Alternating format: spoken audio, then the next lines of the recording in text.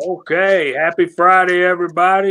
Welcome to our Friday night live stream, Georgia Shooting Connection. We already got the side chat going out there. So we'll just say hello, shooters, loaders, and casters. Welcome to another Friday night. We got a full panel, and they're all full of the business. So we want to have a lively time tonight. So Chico, do We're that full of something. or something. That is true. Say hey, Chico. Yeah, what's going on, everyone? Thanks for joining us for another Friday night Georgia Shooting Connection. We're thrilled to have you guys and girls. I can never leave the women out. I see pink chairs out there. And Vanessa Kitty, but we're thrilled to have you guys, folks. How about that? We're thrilled to have you, and we're gonna get into some topics. You guys can throw out some topics, and we're gonna have a great time. And I want to thank everyone for being here. Willie Bullet Man, Crazy Scotsman, Ozark Spirit, and Kyle Luss. Willie, what you been up to, brother? Lots of daddy do this work in the house. Last night repairing the dryer. Today repairing the washing machine. And I got this package, Mr. Jamie. And if you and me are going to talk about the price you paid for this, that's on this item. I didn't pay for that. Sorry, bud. Okay, then I feel better. And I did get the Midway you sent me. Thank you. Or whoever sent me. I'm done. Someone else. I'm going through this big box Jamie sent me. You have to point to the correct person, sir. Oh, okay. Baldy next to me. Hey, Kojak, take it away. What's up, guys? Always a pleasure to be here. And yes, I have big ears, and yes, I screwed up shaving. And let the fun begin. No, you look fine, brother. So you remember Kojak's favorite line, right? While you're sucking on a Tootsie Pop, he'd always say, "Who loves you, baby?" Dang it, you beat me to it. I was trying to unmute myself. I got my okay, phone. Kyle, what's going on, brother? I'm doing great. Angel's healed up. Her car is totaled. No. She hasn't totally gotten the word from the other insurance company yet, but she went to get her stuff out of the car. The tow truck driver handed her a screwdriver and said, "You might want to take the tag too." It's gone. She's driving my pickup truck for now. But they did give her a check for rental car fees at their predetermined allotment. So hopefully I'll get my truck back shortly. It's not that big a deal. I don't really drive it except back and forth to the dump or down to the shooting property. So what are you charging her for driving the truck if she's getting a check for it? Oh, Waka. She knows. Tomorrow's going to, Jamie and Chico, tomorrow will be an excellent casting morning. Excellent. It's going to be like 22 to 25 degrees. You'll feel comfortable around that 850 degree pot. Let's get some bullets banged out. And then to warm up the rest of the room, we can get the powder coating oven going. It's going to be great. I plan on doing a bunch of casting in the morning. I don't have the children with me tonight. Their grandparents are down from Illinois, and they are spending time with them, which is fine. They need to because they don't get to see them that much. Other than that, let's just roll with it. All right. Good. I see. I'm poking you in the ear. Oh, you point to me? Well, I'd like to say thank you for Georgia Shooting Connection for lowering their standards and having me and Willie and Scotsman on one more time. And I set up the APP press this week. I've been nothing but impressed. I have the second generation APP. So they made a few tweaks and changes to it from those that came out in January. And I had absolutely zero problems out of it. And I really enjoyed it. I've prepped 500 cases of 357 and 500 cases of 300 blackout. So I'm good to go. I am good to go. Good deal. You have a new toy we want to talk about later too, right? Oh, the new toy. Yeah, I got this in today, the RCBS case neck turner kit. Because if you're going to be serious about 300 blackout or be serious about long range, you need to have one. And I think a lot of you guys getting ready to shoot long range at the meetup here in April probably spend the $50 and get one. And you got the only thing, it looks like a tubing cutter. And the only piece you have to replace to change calibers, I think they're like $4.95 on Midway, is the collet, and that's for where the neck goes down. Go ahead and get the deluxe, and it's got the holder for your brass, so you're not turning your brass by hand. I think if you buy it independently, it's like $12 or $13, but if you buy it on the kit, it's like an extra $4. So spend the money and get that. No, not to stop you, Mario. Wow, what's that noise? Can you guys hear me okay? Yeah. Yeah. Okay, I was hearing like back talking, but the collet that holds the case, Lee has that one for the zip tie cutter. It holds it a lot better because from when I did a lot of research when I bought my Foster, I think it's a Foster. Everyone was complaining about the plastic collar inside there holding the case. They're having it just kept slipping on them. Now they might have improved it, but I hope they did. But they do help, especially on 300 blackout. Now that everybody's had got their intro in, let me take a minute and y'all bear with me for just a second. We lost a valuable member of our community. This past week is Mr. Holster. His fight with that dreaded C word came to an end, and I think, Scotsman, you want to say something? If you say what you want to say, I'll lead us in a word of prayer if that's okay with everybody. Yeah, guys, we lost one of the greatest men I've had the pleasure of knowing, and not an easy one, I'll tell you that. Not an easy one for sure. You guys saw when I did the video that the man sent me his hat, and no self-respecting cowboy takes his hat and sends it to someone else. That says a lot about the man.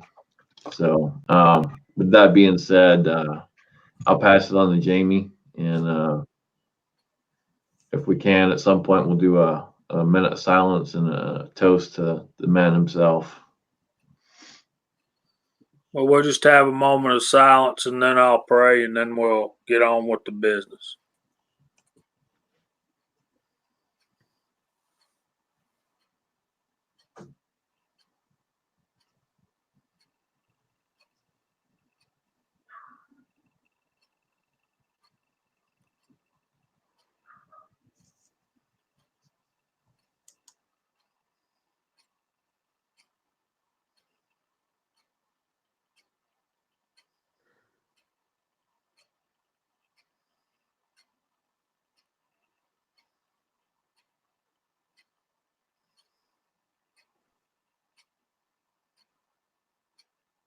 Great and gracious Heavenly Father, we thank you this night for the impact that you have in our lives and for the sweet memories we have of Mr. Holster, for those Saturday morning live streams, for all those great and funny videos, and all the times that he made us laugh and chuckle. And Lord, we just thank you for those times and those memories of him. And we lift up his wife and his family, his children and grandchildren, and so many people that are left behind that are missing him and grieving for him right now. And the wound's still fresh. Lord, we pray for comfort. We pray for peace, and we pray for strength as we go through these days and that family goes through these days. And Lord, he meant a lot to a lot of us in this community. And Father, we just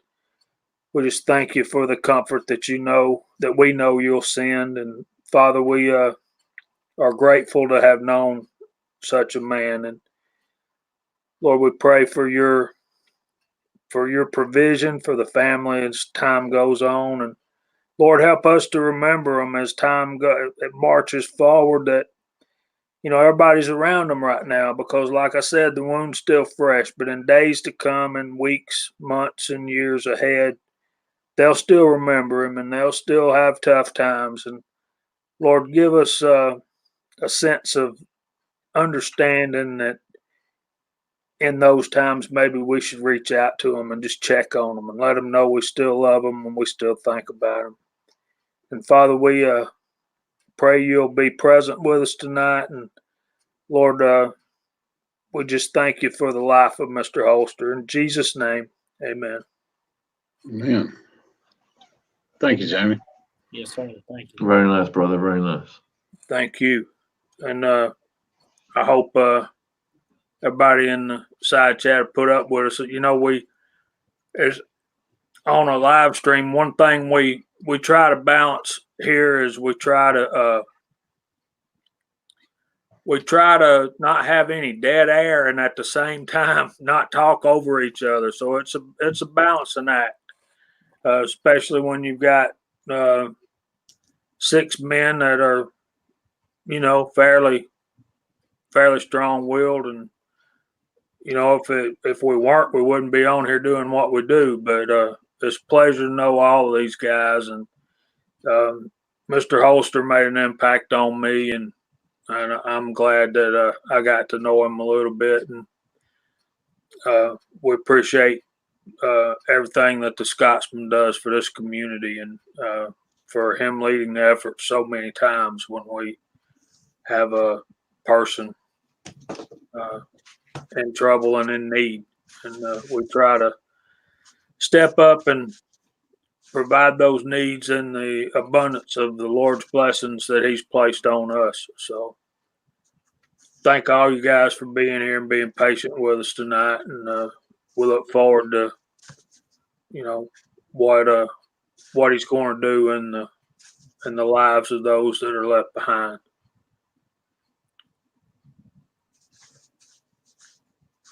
Yes, sir. That's awesome, brother. In Mr. Holster fashion, if you got a drink, if you have a drink, To the and Sunny that's what Clubs, this brother. say, Cheers. Sunny Clubs. if that don't warm you up and cool you down all at the same time. Yeah, he will be missed. And Jamie, you did excellent on that. That was beautiful, brother.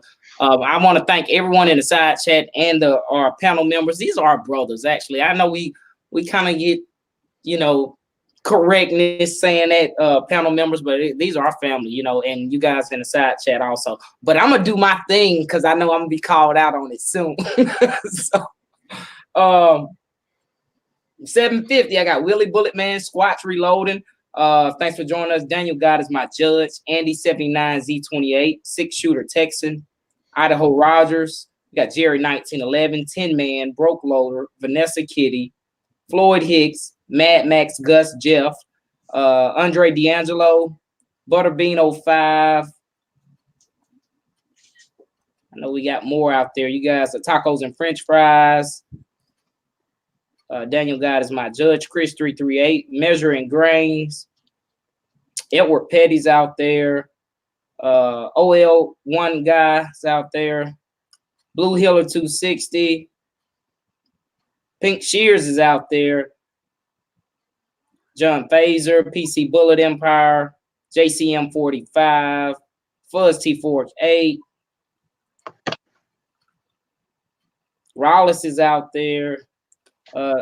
George Gooden's out there. Never seen you, but thank you for hanging out with us, brother. We got Ocean 374's out there. Lever Guns 50. Hey, brother, thanks for joining us. Kingpin's out there. OCD Outdoors. Tree Demon 133, thank you for joining us. Ghost Riders is out there. Pony _47, Appalachian Reloader. And let me do one more doohickey just in case I missed anybody. Andy 79Z28, Blue Hiller, Broke Loader, Butterbean. Just making sure. Try to go through. Guys and girls, thanks for joining us for like another Friday night Georgia Shooting Connection. I want to say like one of our members is out there in our community. Actually, two of our members that, you know, I want to say, I'm not jealous, but, you know, I seen 750s. You know, if you guys know Squatch Reloading, and the Tin Man is out there, and they both have 750s. It's got me rethinking my whole Betty Blue, but no, I love mine. But yeah, thanks for joining. You already did all the upgrades, man. It's basically the same thing as what we got. It is, yeah, brother. Big E's out there too. Hey, brother, I'm glad you said something. I didn't see you for a moment. And if I miss you guys and girls, I definitely. This is technology, and it will fool you at times. So thanks for joining us. Jamie, what have you been loading up anything lately? I sure have, but first, praise God, JCM. Absolutely. Amen. I was just reading that. Yes, sir. Yeah, give the glory to who it belongs to. Oh, definitely. Absolutely awesome. I will cheers to that too. Definitely. The man with the coolest voice on YouTube right there. Amen. Yeah, I've done some 358 Eagle, and I'll show y'all what I'm working on for Dead Zero. These are the 270s. These are 145 grain, one of the ELD match. And that one's sitting on 56 grains of IMR 4831. So don't let me blow my face off, as Johnny would say. So yeah, I've been doing fixing to get into some 38 357 Magnum and some more 30-30 to I still got 2 videos I gotta put together and get up here before long, and got to show y'all this. I like full wide cutters right there, bro. Double enders.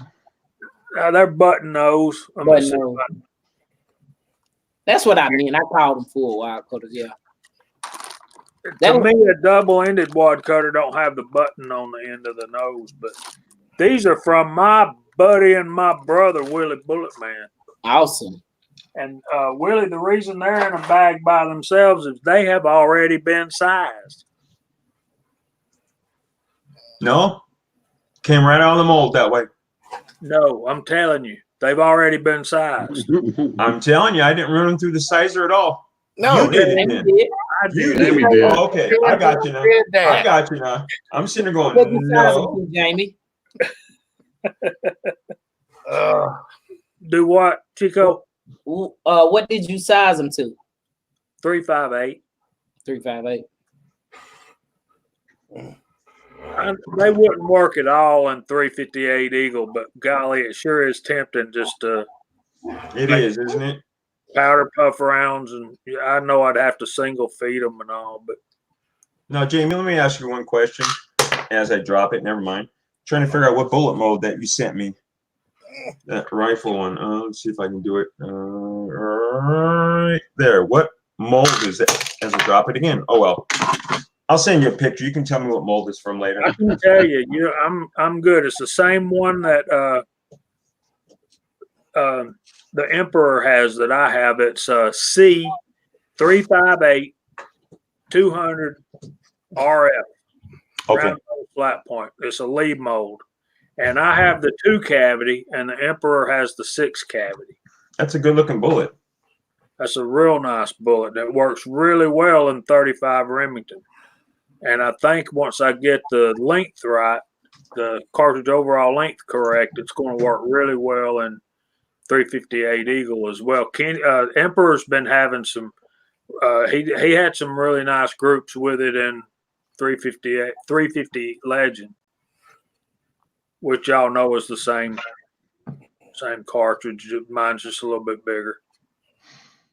That's what she said. Talking of molds and that, I want to give a special thank you to both Chico and to Jamie for helping me score a 44 Magnum mold on eBay. Both of those guys helped me out and hanged with me until the very end. So I got a 2 cavity on the way, and I'm watching the 4 cavity right now. So I appreciate it, guys. Cool. You're welcome, bro. Oh, one more thing, Ozark. If you get that Lee attachment, you can hook it to your drill and just zing, zing, zing in and out. Oh, I'm sure I can. I'm just kind of enamored with the damn thing right now. Oh, yeah, I got you. It's nice when the cutter's really sharp. Oh, you can cut it real easy. Well, it's got this one has the micrometer on there, and it's a true mic. So if you want to go, 1 thou, just 1 notch. Yes, sir. Oh, that's just what I've been playing with is, how much does it take off at like a 1/2 thou adjustment? And it's really not much. That's cool. Yeah, I need one of those with a 270 pilot in it, 277. Because, as we wanted to talk a little bit about loading for distance tonight because we're all getting ready to go up to dead zero and shoot, hopefully at 1,000 yards. Not where all are, but yeah. Yeah, exactly. It'd be nice if we all were. Well, what's this? Hopefully, everyone that's going is going to hit 1,000 yards. There's no ifs, ands, or buts about it. Everyone's going to hit it. We're not letting you leave till you do. I think one thing I learned from Kenny Eagle Eye is when you this is a fire formed case, and it's been fired in my rifle, and I got another bullet right here, and it should fall right in there. It should fall all the way in there, and that one does not. So that's telling me that this piece of brass, the neck is too thick. And the reason you want the bullet to fall all the way down in there, and now it is, I just didn't have it lined up good. That when that goes off, you've got to you want that to be thin enough to where when it obturates or when it expands, it needs to let that bullet go at the same time with the exact same amount of force every single time. And that'll cut down on your extreme spread and give you a much better standard deviation, and that down range will tighten your groups up. Yeah, but I think, and don't quote me, I could be wrong, but wouldn't you want to cut the inner diameter for that, not the outer diameter? I don't know. That's the reason I wanted to bring up this topic tonight. Yeah, I cut the outer diameter of my 300 blackout because I'm turning 223 brass. That could be like PPU or whatever, who has super thick brass past the shoulder. And when I reform it into 300 blackout, it's too thick in my chamber. But CCI is thin enough where I don't have to worry about cutting it down to 13 thousandths. Mm-hmm. Now, I'm thinking what Kenny's doing on long distance, you'd want to cut the inner diameter to make sure the bullet's falling in and letting go of the right diameter. Like what Marvin and me are doing is totally different from that. Now, I could be wrong, but that's what I'm thinking. Tell me if I'm wrong, guys. Well, I'm of the opinion that if you're using, of course, a rifle die has the button in the middle. So if you make your case wall equal all the way around, whether you do it from the outside or the inside, if you trim it, I'm also of the opinion you should full bump that case and do refire it to your chamber. At that point, your case neck should be fairly equal. You're also work hardening and stuff like that. So You can get into annealing and the whole 9 yards there. But if you trim that neck case, then you should do a full bump and refire form that case, in my opinion. It's like, and you do all that on the front end. Don't shoot it 5 times and then go, oh, I need to trim my case heads or case necks. No, you do that on the front end if you're shooting long range. Yeah, everybody has their own methods of brass prep when it comes to long range brass, because it does matter. 3/1000ths on a case neck will matter at this range. I prefer shoot the brass. That way you have the brass. Size the brass, then trim the brass. Whether you're doing full length or neck sizing, work the brass, what you're going to do it, and then trim it. And that's just my method. Everybody's got their own thing. But just I trim it last and then load it. But yeah, I'm not into a whole lot of case neck trimming and stuff like that. Don't even have the tools to do it. I've watched videos on it, but I try not to. If anything, I'm going to use for longer range, or if my hunting rounds or something like that, they're either once or twice, maybe 3 times fired brass. My target stuff could be loaded 10 times or more, which we were having a bunch of case failures when AOK, when Tack and Brenda were down with me in Georgia, and we were doing a bunch of shooting. We had a bunch of problems, and it's because these are just target rounds. It doesn't matter. Yeah, well, it does. you got to keep track of your brass. All right, we got a question out there. Blue Healer's asking for Missouri hogs, 300 blackout or 350 legend. Yes.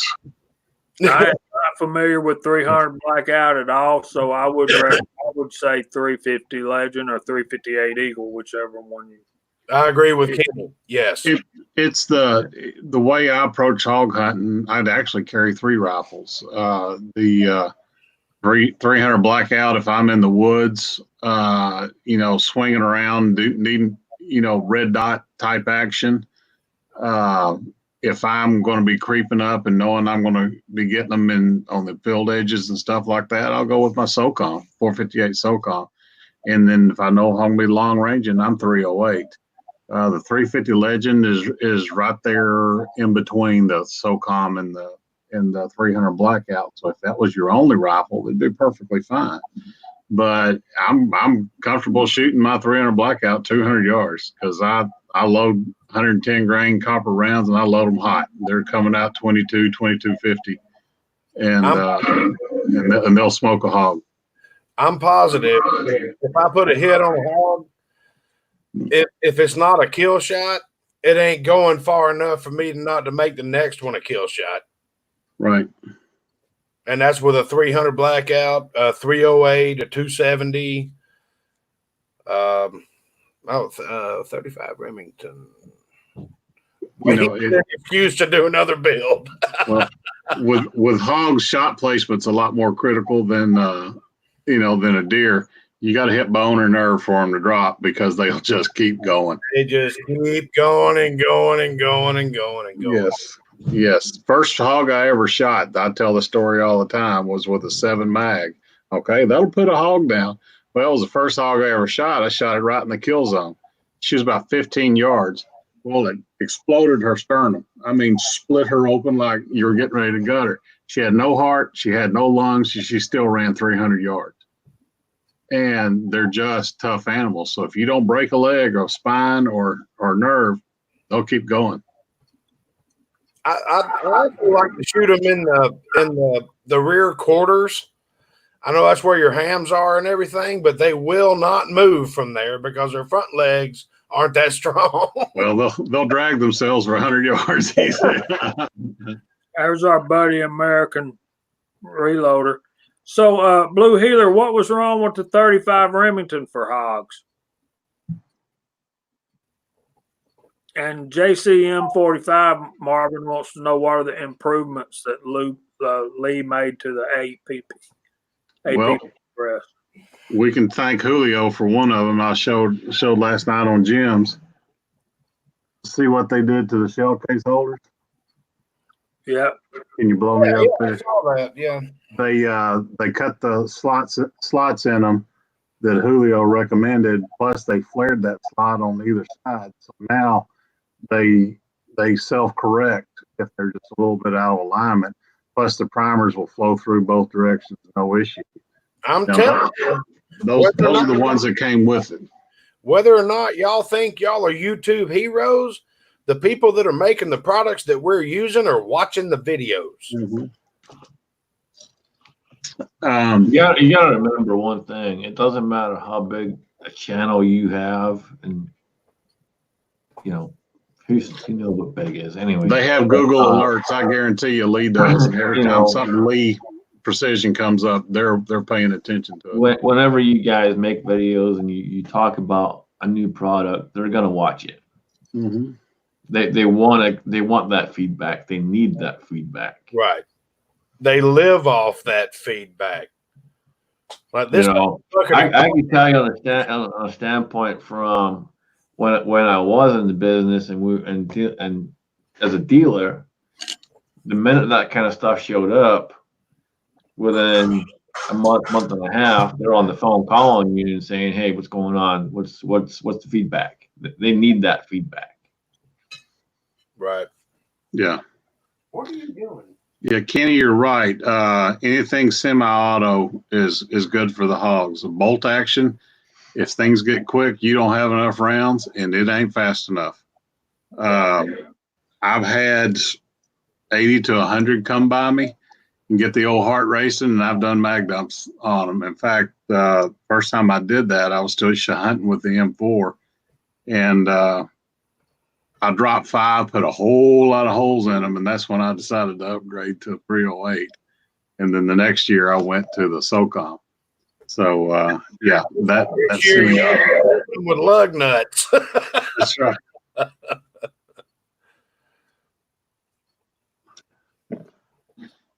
I agree with Mr. Timothy Robinson. Don't ever sell a 35 caliber rifle. Oh yeah, the a lever gun's good. A 44 mag in the bush was great. I think a 357 would be just fine. Yeah, I say it right there as the same as a 300 blackout for hunting hogs in the woods. No, you're not going to shoot at 300 yards, but especially here in the States, if you've got a 35 caliber rifle, you can hunt anything. Yeah.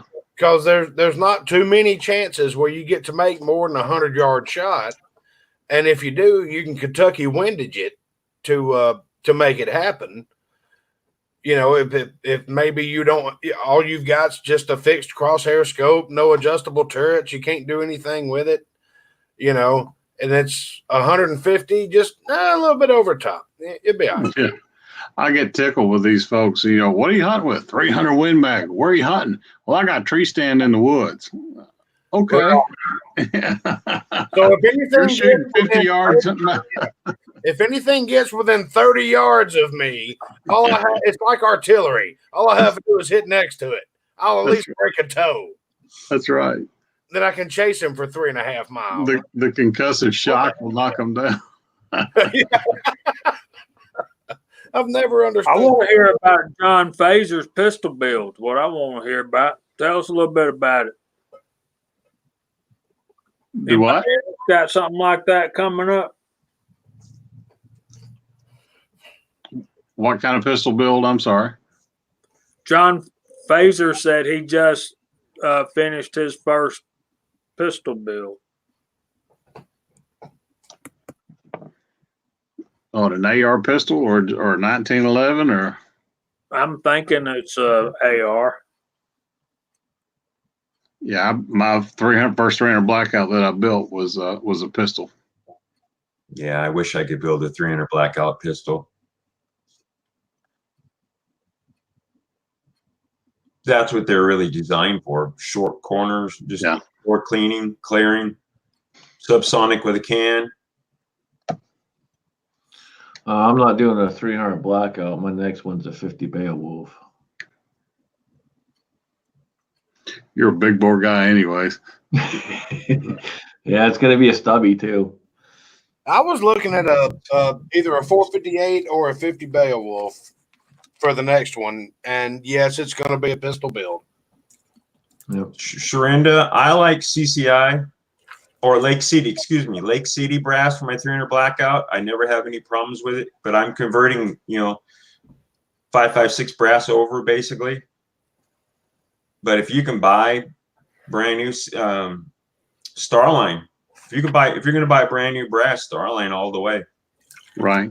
Yeah, I was gonna say the same Starline, thing. yeah. Lake City, one of the two. They had magnificent brand new brass. Yeah, but if you're going to recycle, cut them down like we do, just Lake City. That's what I like. I mean, they all work, but you're going to have to trim the outer necks on the 300 blackout unless you have a really open chamber. It all depends. Like my rifle would shoot bullets, but Kenny's wouldn't because his chamber was tighter than mine. So, and the same barrel manufacturer. Depending on how many cases you're looking for, all of us would always chip in and send you some too. So I was going to say, Sharenda looking for 300 blackout brass. She is. And 308. I just bought it on Coastline Metals 500 for $40, but they're always got 25% off, so you get it for 30. So it, and they charge $7 shipping. If you order by noon, they drop it in the mail the same day. They're good people, Coastline Metals. Wow.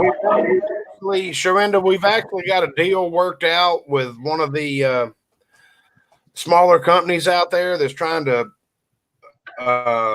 get their foothold in. And I think we have is it a 10 or 20% off code? Scotsman, do you remember? With Fancy Brasco? It's 10. I was gonna say I think it's 10. Blues are very nice, man. I've had a lot of conversations with him, and he has all the Dillon equipment to transform 223 into 300 blackout, and he has a great deal on once fired, which it doesn't matter at this point because you're reshaping it, but annealed 300 blackout, and it's always been cheap. If not, I can hook you up with quite a bit. What they do is they take their 223 556 brass, it's all crushed necks and stuff like that, and they convert it to 300. Yep, he cuts everything off, wages the price, sizes everything, trims it. It's ready to load. Lever guns, I'll answer you here in a second. Lever guns. Kyle, I don't mean to talk bad about anyone, but I've seen several people have problems with that brass. So I don't know. I haven't personally, but Julio Ocean bought some 308 from him, and half of them were garbage. From Fancy Brass? Yes, sir. You can ask Julio. Did he talk to him about it? I think he just walked away, wiped his hands away from it, and not going to buy from him again. Well, I didn't hear anything about that. And again, I'm not trying to talk bad about anyone. It's just I've heard several people have problems. Well, I apologize to that because when my buddy Jordan was getting ready to get lined up with reloading, I actually called him on the phone and said, "Look, I'm fixing to make a big order, and it's all going to somebody else because he's getting started, and I want to make sure he's set up. Can you hook me up?" He goes, "Let me get this straight. You're ordering this brass for somebody else?" I said, "Yeah." He goes, "I'll take care of him, and I'll take care of you on the backside." He actually sent me a bag of 500 300 blackout, and then sent Jordan his 223 9mm 40 whatever the hell I ordered.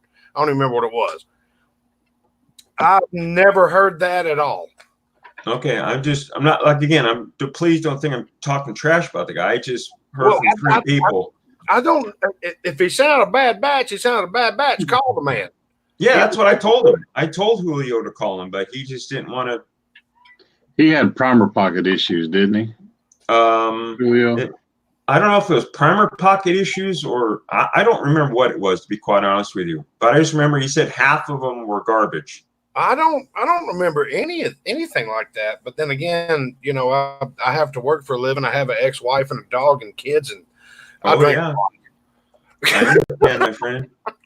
I just don't want to send, if someone's having problems with their 1050 being out of spec slightly, having problems, and it could have been just the 308 line he had a problem with. Maybe something changed on him that day and Julio got stuck with him, or yeah, I can understand that too. I don't rule him out. I didn't hear anything about that, but I wish Julio would have gotten in touch with me because I actually have the man's cell phone number. I understand.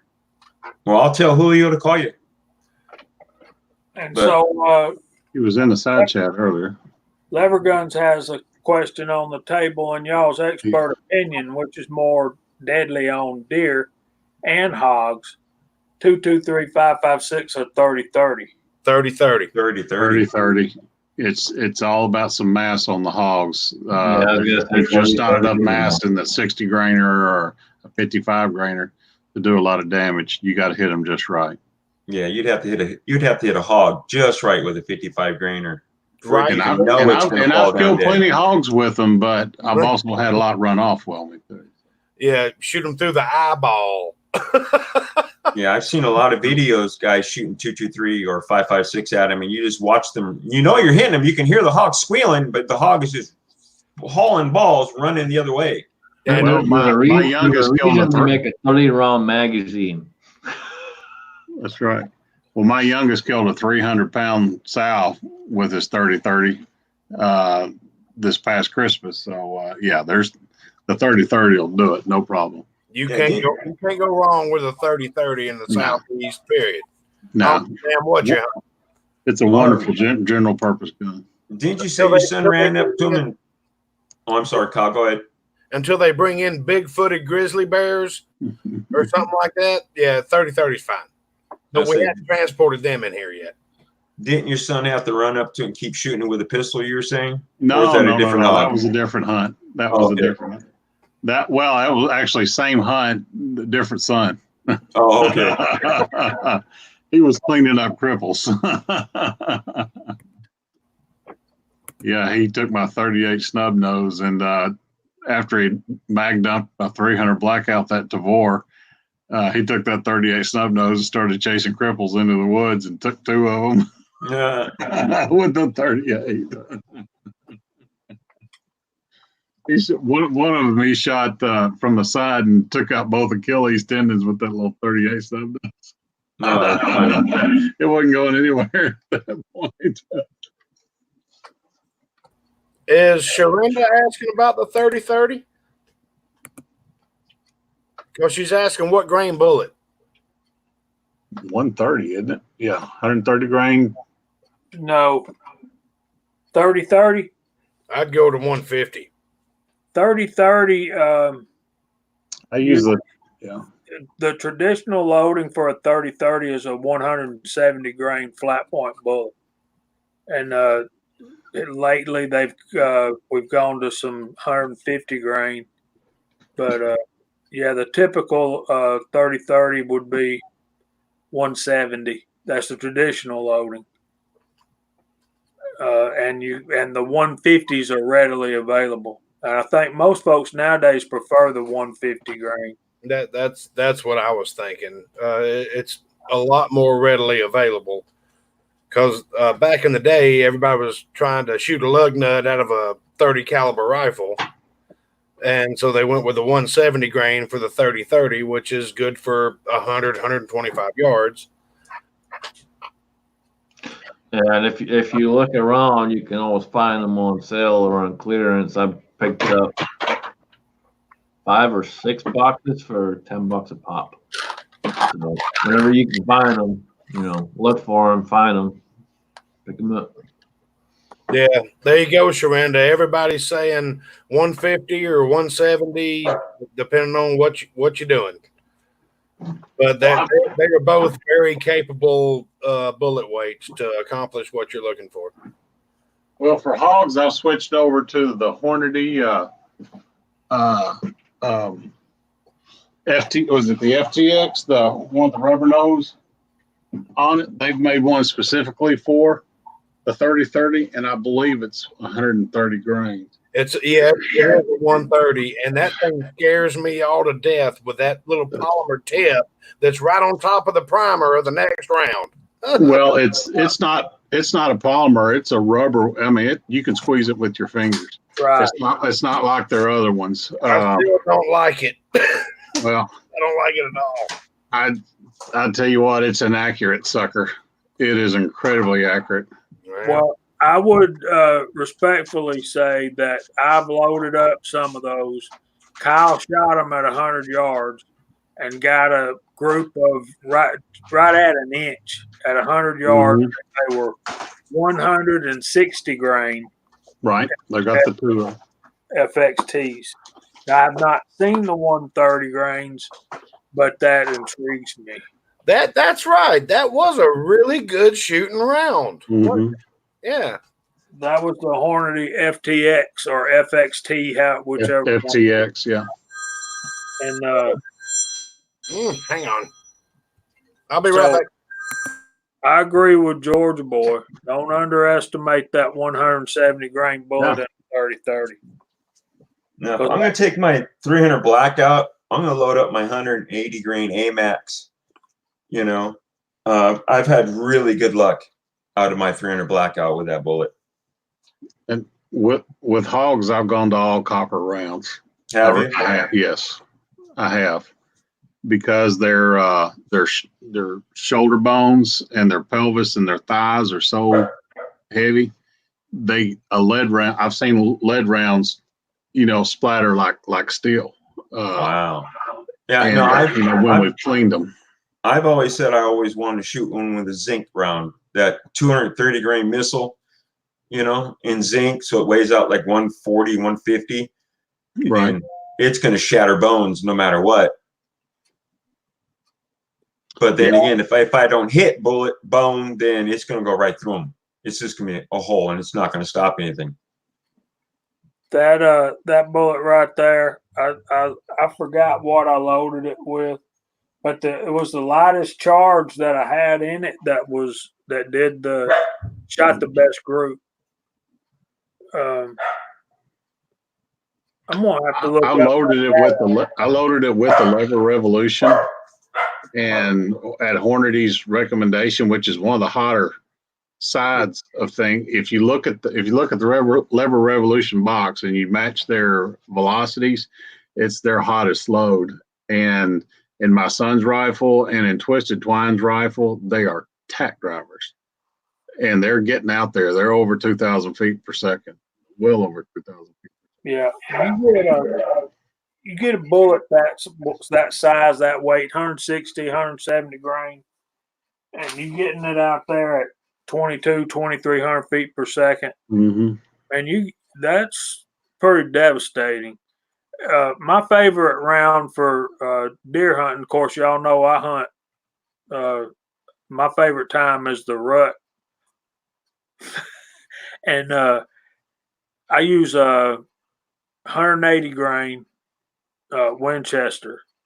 Now, this coming year, I'm switching over, no factory rounds at all. But I did kill 2 does with my 35 Remington with the 200 grain cast bullet, and they hit the ground, and that's it. And then I shot one. That good buck I shot was with a Winchester 150 grain out of the 270. To any of you guys out there that are hunters, and especially shed hunters, unfortunately, I don't have any property to hunt at the moment. So if you happen to find some nice sheds, I have a couple of people I'd really like to send some sheds to make some nice handles with. So if you happen to come across some and are okay with sending me a shed, I would appreciate it. And I want to pass it forward to someone else who can make something really nice with it. Okay. Yeah, it's one of those deals where you'll find 3 1 year and then you won't find them for 10. Yep. Yep. Shed hunting is a very skilled art. Well, the squirrels and the mice will chew them down to nothing. But I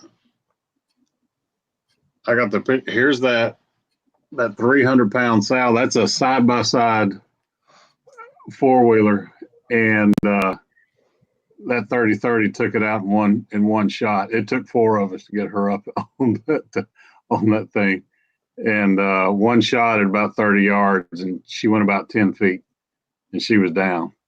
So yeah, that was a hoss right there. So 30-30 will take them in a heartbeat. 300-pounder. You read these wild stories about a 600-pound this or a 700-pound. A 300-pounder is a big hog in the field. Most of them you shoot will be in the 100-pound range, 150. Hey, Ms. Ms. Mel. Hello, Mrs. Mel. Ms. Mel. Yeah, I'll try to find you some sheds. I probably got some old. Daniel probably. I'm guessing Daniel's got one he's gonna hand me because apparently he said forget it. He put a video out this week. He found two out there in his yard, man. Yeah, he did. I'm not expecting anything like that because those were a nice they were a nice shed. So I'd expect him to mount those or make something with them. Hey, I'm a hunter, and I know Daniel is too. Sheds that we find are evidence as to where to hunt next year. We didn't kill that deer. Those are the ones you give away. They're dropping in February and March. So shit. But Amazon's got them for $15, Scott. Yeah, but it's gonna cost me $15 to ship them. I'm not looking to spend $30. Josh, when you're down in Spencer, Tennessee, you might as well just come on down to my shooting property. It's another couple of hours south, and we can go looking for them. Me and Angel have found plenty of them. This is the time of year to find them. I only need two. That's it. I got two people that I want to send them to. That possibly a third, but mainly two is what I'm looking for. Sharenda, we sure do need you in here, hon. Let me tell you something. I'll gladly back out for her to come in. No, you won't. She's at work, man. Okay. Willie, No, I'm just saying I would. Easy Willie? now. Hey, Yeah. Willie. She's You're got not to going send her anywhere, earbud. man. Hey, Willie. Look Willie, up. Willie, look up. look up. I see You're not it. going anywhere, man. All right. I appreciate it. Relight the world. Here we go. Mm-hmm.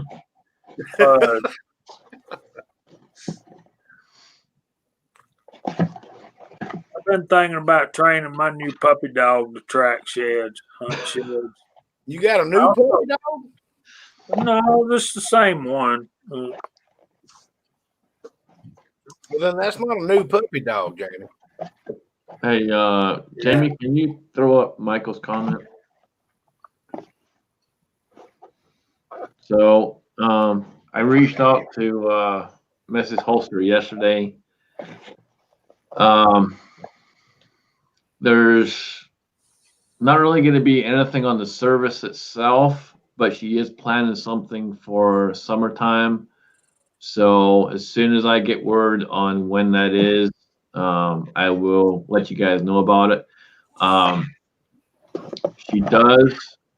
A bunch of people reached out and asked about sending flowers, and stuff like that, cards and all the rest of it for Memorial. I talked to her about that, and we have a plan. And the plan does not involve flowers. I will tell you this. I like your idea very, very much, and I'll make a video on it here in the next couple of days. I've just been busy with work and everything else. And, this weekend is going to be pretty busy. I got to finish up the rest of the giveaway and get everything settled up for that so that we can do the drawing. So that's going to take most of my weekend, but she does have a plan, and I really like her idea. So we'll Look for it probably Monday or Tuesday. There'll be a video. Would be my guess. Monday or Tuesday. But it's cool, and I think you guys will like it too.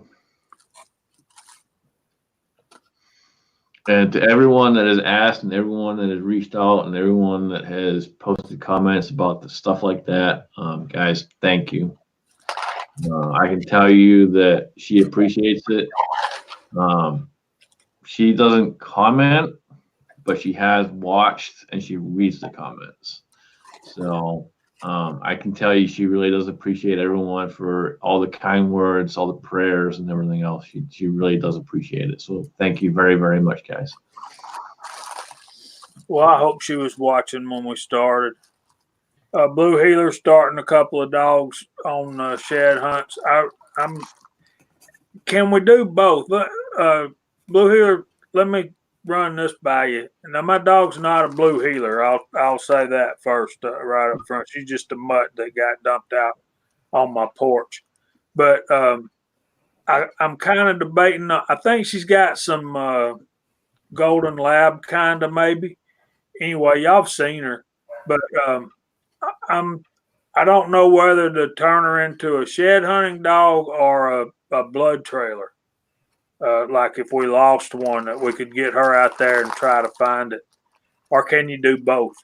You can do both. A lot of people, for shed hunters, like on Amazon, you can buy the antlers that you let them chew on, and you don't give them any other chew toys. You only give them the antlers to chew on, and that's how a lot of people start them on shed hunters.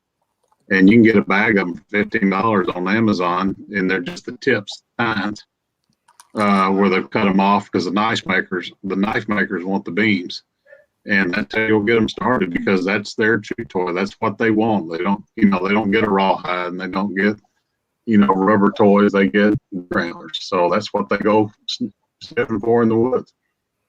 Yeah, Blue both say I can do both. Yeah, I don't see why you couldn't have a blood dog. All right, let me show y'all this. Check it out, Willie.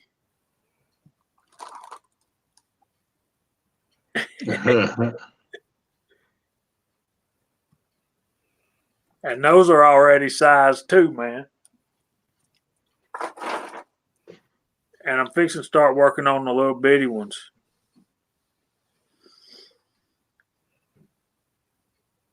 Willie, you're muted. Thank you. Believe it or not, that's actually a 358 bullet, that little one. The little bitty one? Yeah, from NOE. Supposed to be like 100. That's the 110s. No, they're like 122 or something. They're little bitty guys. I shoot them out of my 9mm all the time. That's that one. But the ones I just showed you in that bag were the 45. Yeah, I saw those, Jamie. You've been busy. Those little bitty ones, I'll do them after we get off. I didn't send you that much. Not me. Hey, Mark. What's up, my brother? Mr. Mark. Where's Mr. Treen? Haven't seen him in a while on the site chat. He actually caught up with me the other day on Instagram. I thought that was pretty funny. I hadn't called him. Hadn't had time. It's been too busy raining. I had to take my fish for walks. Daniel, you're so mean, man. I'm sick. No, he just sounds empathetic. Yes, that's it. You sound like the best counselor that anybody could ever talk to. Or the beginning of any porno that, never mind. I'm going to shut up. Yep, I'm not going there. I walked in the room, y'all talking about porn. What's up with that? Somebody order a pizza? Say that, Willie. Say it. No.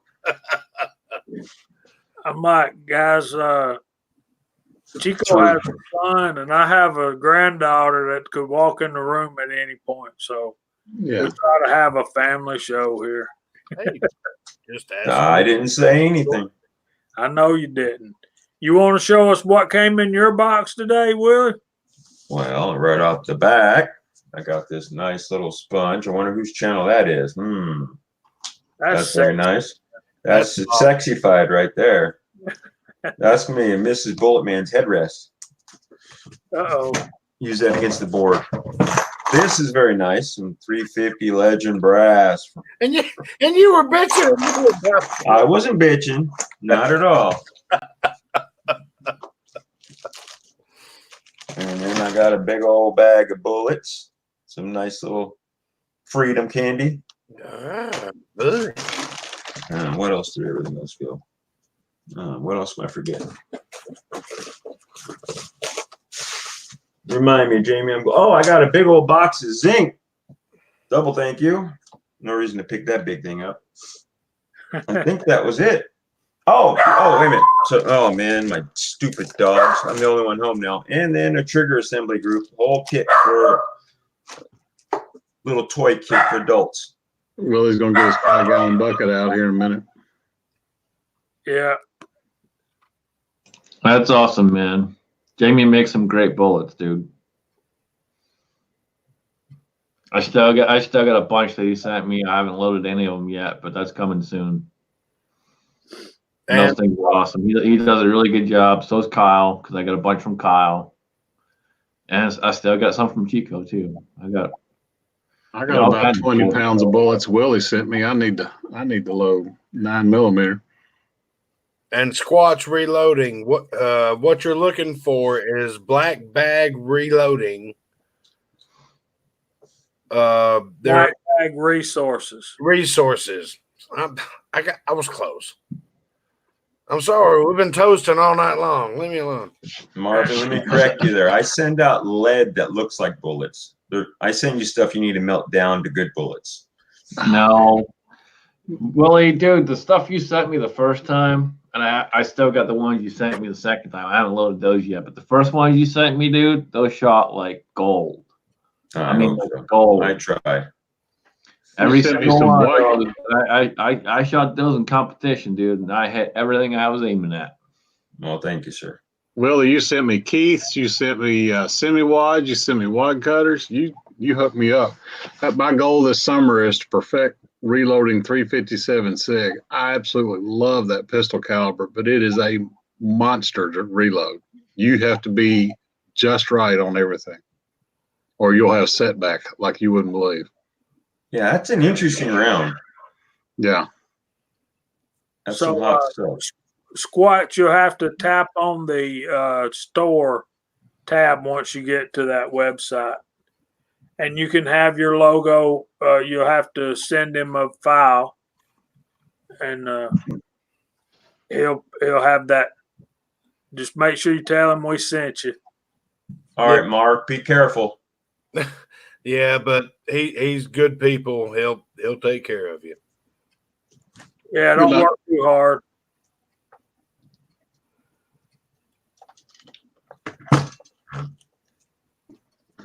I guess my wife had a date with somebody going painting that I knew nothing about.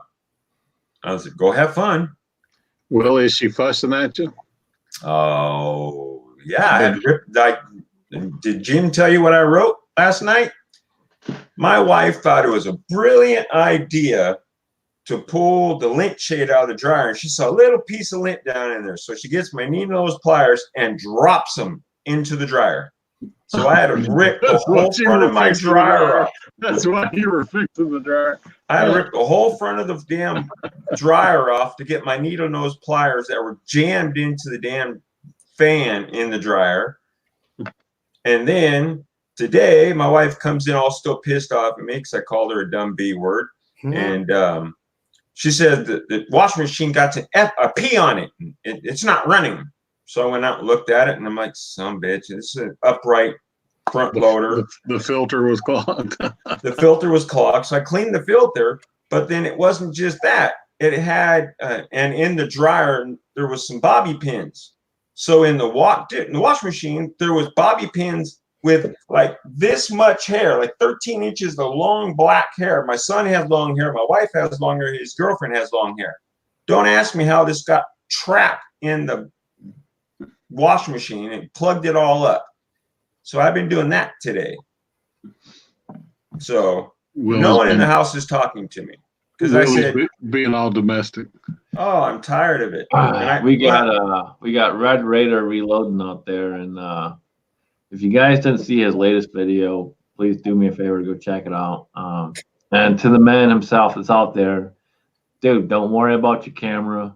And we all have problems with angles, and I said that in the comment that I made on your video, dude. But we all have problems with cameras. We all have problems with angles and stuff like that. It happens. Don't worry about it. Just keep making videos, man. Absolutely. We appreciate them, and we all learn something from everyone here. That's the whole point. So I just sewed him up. I love putting up a bunch of garbage. you know, don't worry about how the camera angle is all the time and stuff like that. We all have issues with that stuff. It's not a big. Oh, yeah. I Kyle, tell you, you I gonna- know. Go ahead. I'm sorry. I said, Kyle, are you going to get back into your Sunday survival videos? I need to. God, it's been a long time since I even made a video. I've been I've been too busy trying to work through all this wonderful Hey, I can't harass anybody about not making videos. I've been the worst over the past year. no, Oh, so have I. I've been just trying. I'm so close to the end of my, how would we put this? Financial support to the opposite sex of whom to I am not married to anymore. I've been so busy with that, and half of it's drawing to a close here in such close proximity. I've actually been trying not to put up videos because I don't want my YouTube channel flying up in court. I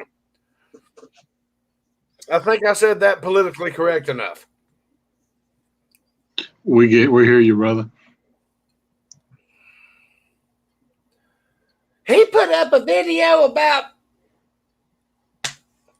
No, I always say all my videos are stupid, but put up what you can. I don't edit anything. What I start to finish, that's what you get. If you don't like it, don't watch it. I'm sorry, but I'm not going to spend an all night editing. And I wish I could do all that music and fancy pictures and all that fun stuff like other people can do, but I'm too much of an asstard. What you get from my phone is what you get on the video. You know, if You do can just the fine, editing Willie. stuff, if you can do that, that's great.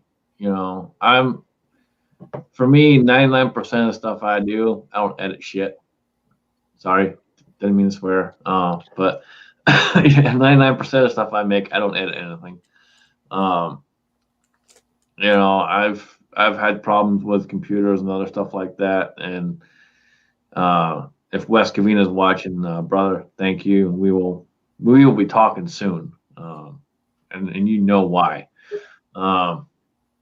But yeah, it's I don't edit a whole lot of stuff, but if you do and you can add those pictures and stuff like that, then it's cool. But the biggest thing is just making videos and putting that information out there. If you have that knowledge, if you have that skill, throw it out there. You know? I am going to start back into my problem is it hasn't stopped raining for a month and a half. I haven't been able to do anything outside. Nothing. You can ask Jamie. You can ask Chico. It hasn't quit raining for a month and a half. I've got a bunch of videos to do on Kenny's target camera. I have to be able to go outside without it raining, and that hasn't happened in how long, Jamie? All you got to do is turn it on and wear a poncho. Today was a beautiful day. Well, today was, but how long has it been before that? Red Raider, they're 9mm. That's all. It's basically like a 10mm case that's been necked down and trimmed for 357 SIG. But it's a 9mm bullet. I can put it to you this way, guys. I looked up the lake level for the local lake, and in the last 20 days, it has come up 27.5 feet. We've had to open our spillway up here. It's not a small lake. No, we sell all of our water off to LA. Oh yeah. Then they say we're in a drought. No, you just gave all of our water away to somebody else. Right. Because they paid you more money for it than we will. But back to Red Raider. Acme does some lead. Rainier, did they go out of business? Rainier went out of business, I believe, but you can still find some places that have them on clearance. Wow. That's the 44 bullets I have right now. That's where I got mine, was Rainier. And I got those for a stupid price. I can't even tell you because it was just stupid. 500 rounds, 500 bullets for less than $20. So, yeah, stupid price. They got any more? You gotta look around. You gotta look around to see if you can find them. They literally they went out of business within the last year. I bought those bullets, heck, 3 years ago, 4 years ago. I've got a bunch of Rainier ballistics in the basement, and they're heavy duty cardboard boxes and all that stuff. And I just thought I never would have to look for it again. Just go buy the same thing from the same place. So I might need to make a victory lap for the reloaders. Is that what you're saying? Have to make a victory lap, go down and then up, and then come back up and come down through Canton and back to home. Is that what you're saying? There you go. Missouri Bullets makes good stuff. Cranky says about Bayou bullets. Bayou bullets are pretty good. I have loaded some of those. I bought a bunch of those a while back, 2 years ago, I think. Time out. How you say that? How you say that? Don't you start making fun of my accent, man. Don't start with that. Don't start. No. That is pronounced Bayou. Bayou. I already screwed up shaving. I don't need the accent too. That's Bayou bullets. Then go to sleep and quit making mistakes, sir. Yeah, that's what you get for staying up for. I got off work at 7 a.m. and I haven't slept yet. So back to Larry's question on the 357 SIG. Sorry. I'm sorry. No, you're good. Go ahead. On the 357 SIG, it's a neck down case, but it head spaces off the rim just like a 9mm. That's what makes it so tricky. Is you cannot roll crimp it, and your collet crimp has to be just absolutely perfect, or you'll get setback. So you can't use the cantilever or the bullets either. So it's a tricky round to load, and the secret's all in the crimp, because you will get setback, and setback is dangerous. And you see a lot of these idiots taking 40 cals and necking them down in 357 SIG. They're about a millimeter too short at that point, so they end up head spacing off the shoulder, which is dangerous. It is not head spaced off the shoulder; it's head spaced off the rim, which was stupid on SIG's part in my eyes. But they're the one that designed the bullet, and the Sammy accepted it, so that's what it is. Hey, Frankie, I love you, man, but I'm not a puppet. Are you sure you're not a puppet? You gonna say Crawdad, Scotsman? I'm on Jamie's chat, so I'm Chico and Kyle's, and I'm gonna be respectful and not do what I would normally do. So no. All right, so I fancy a GFY coming from you. Yeah, there they would be a particular finger going up right now if it was not your guys' chat. Good fender yawning. Yes, it's yawing to the right, just exactly the way it needs to. Good fender yawing. Yes. Let me say hello to Mr. Taco. How you doing, bud? Glad you're Hey, here. Taco. And Taco saying y'all is like Scotsman saying Bayou. Bayou. Bayou. No, it's by We eat lots of crawfish down on the bayou. Mud bugs. I was about to say mud bugs.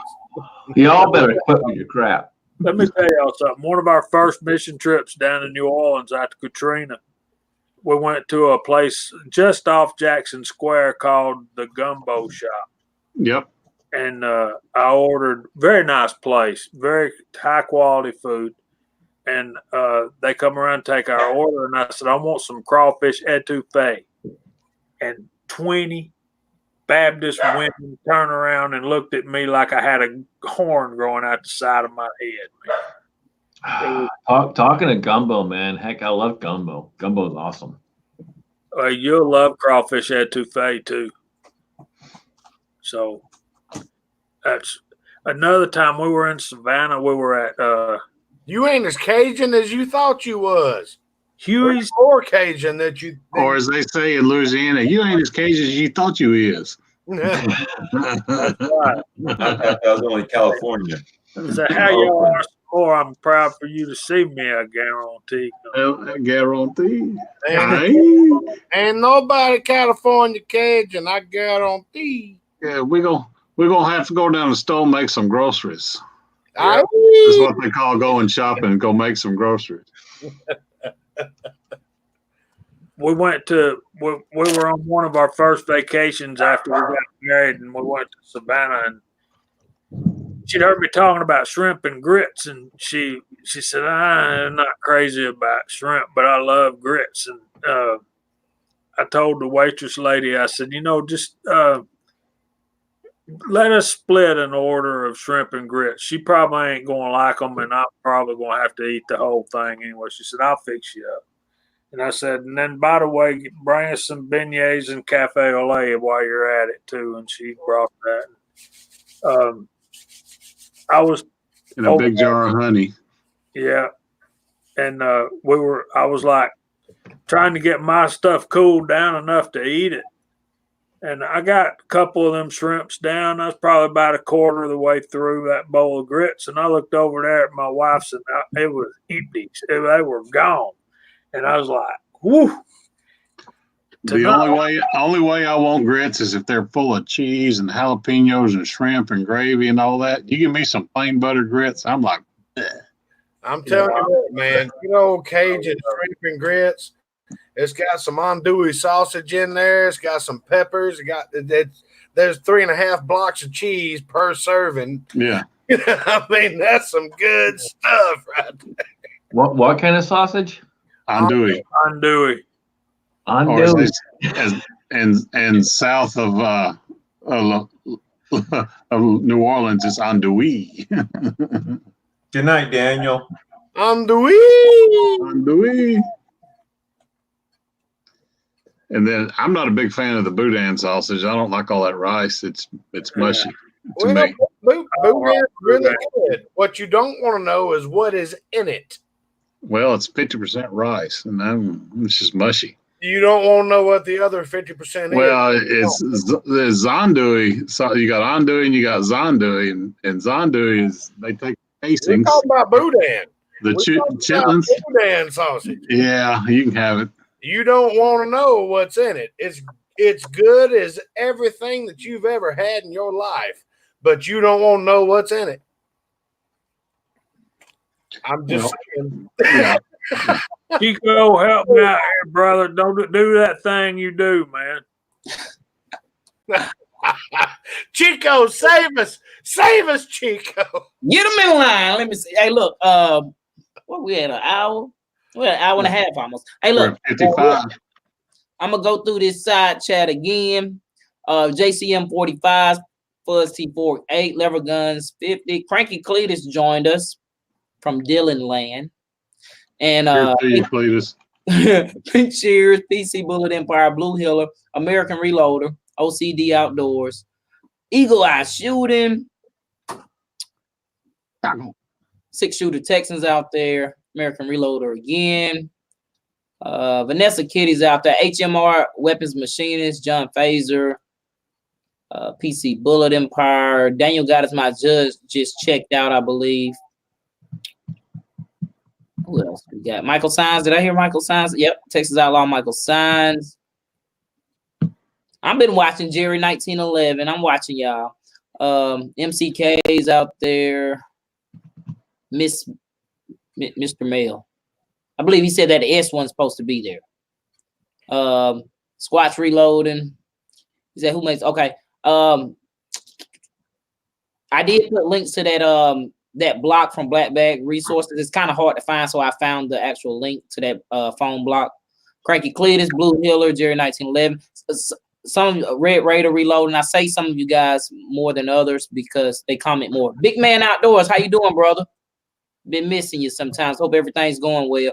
James Pollard. Make sure I don't miss. Miss man. Larry Palmer. Hey, brother. I'm going through, guys. Sorry, slow. Full lead tacos out there. Big E. I'm scrolling. Butterbean. You still out there? Idaho Rogers, Lakeview Outdoors. Hey, brother. Floyd Hicks, Chris 338.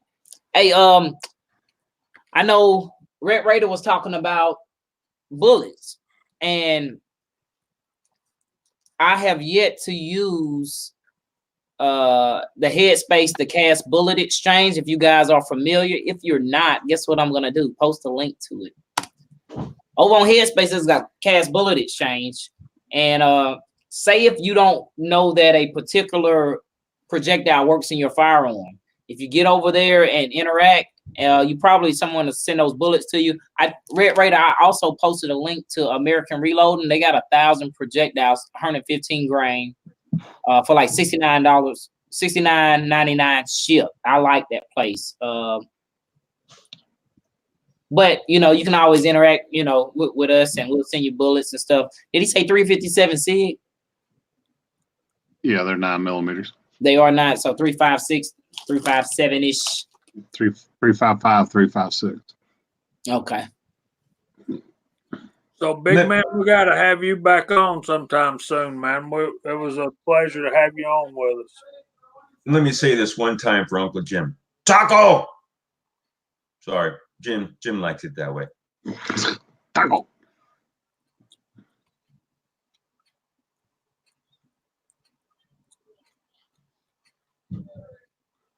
Idaho's going to put some miles down.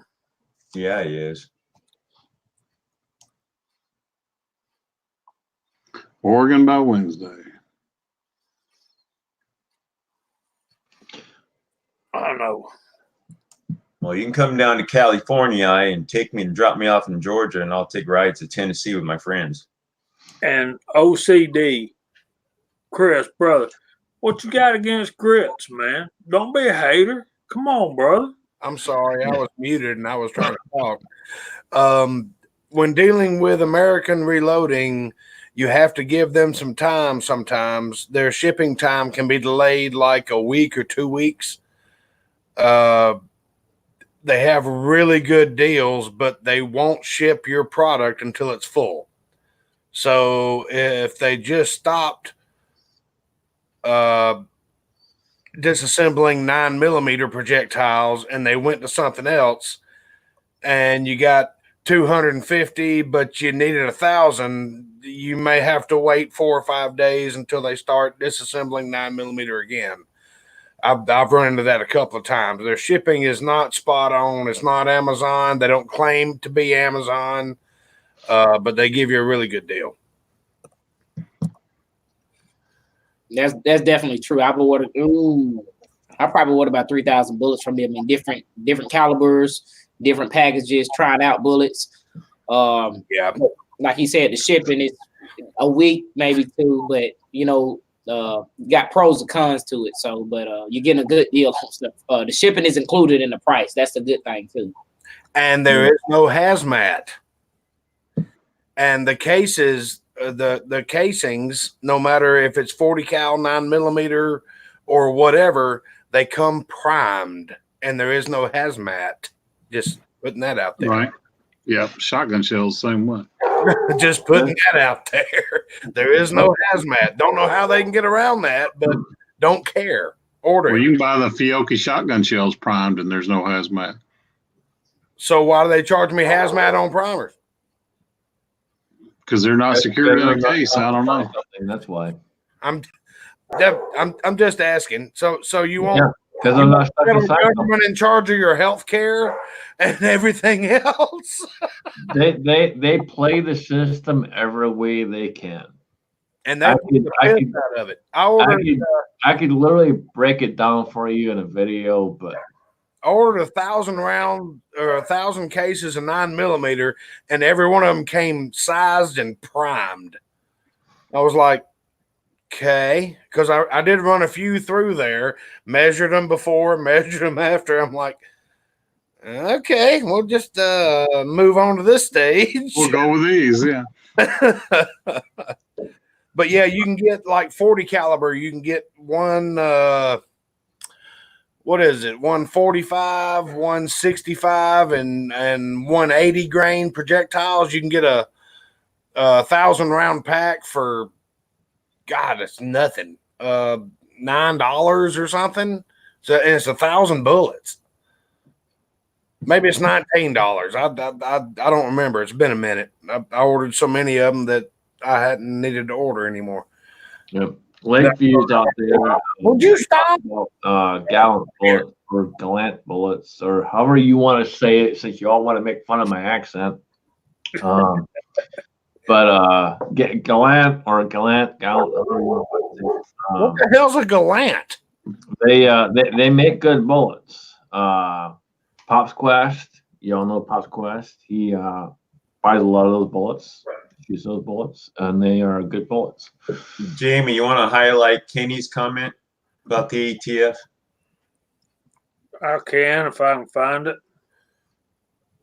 Yeah, it's done passed by my view. So ATF defines a prime case as loaded cartridge.